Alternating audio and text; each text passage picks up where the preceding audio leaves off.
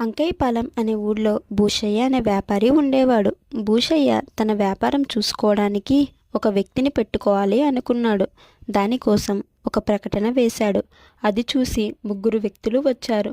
వారితో భూషయ్య ఈ విధంగా అన్నాడు, మీ ముగ్గురులో ఒక్కరినే ఎంపిక చేస్తాం. అది ఎవరు అనేది మా అబ్బాయి వేణు ఎంపిక చేస్తాడు అని చెప్పాడు భూషయ్య. వేణు ఆ ముగ్గురులో నుంచి మొదట రంగను పిలిచి, నీకు ఉద్యోగం ఇస్తే మా నాన్నకు తెలియకుండా రోజు కొంత డబ్బు నాకు ఇవ్వాలి. ఇది మన ఒప్పందం అన్నాడు. రంగడు దానికి సరేనన్నాడు. ఆ తర్వాత భీముడు వచ్చాడు. మా నాన్న చాలా పిసనారి, నీతో బండ చాకిరీ చేయిస్తాడు. కొన్నిసార్లు పని ఎక్కువైతే ఇక్కడే ఉండిపోవలసి వస్తుంది.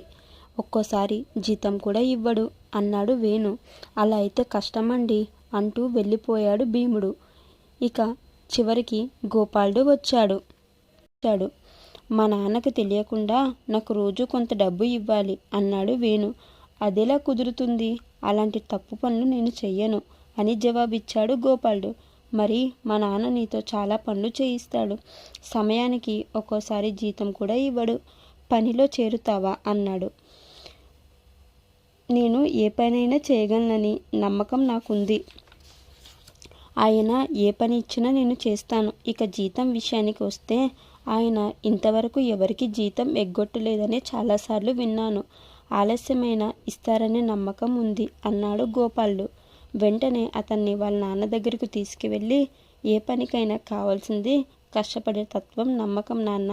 ఆ లక్షణాలన్నీ ఇతనిలో ఉన్నాయి. మనకు కావాల్సింది ఇలాంటి మనిషి అని చెప్పాడు వేణు. సరైన మనిషిని ఎంపిక చేసినందుకు భూషయ్య కొడుకును అభినందించాడు.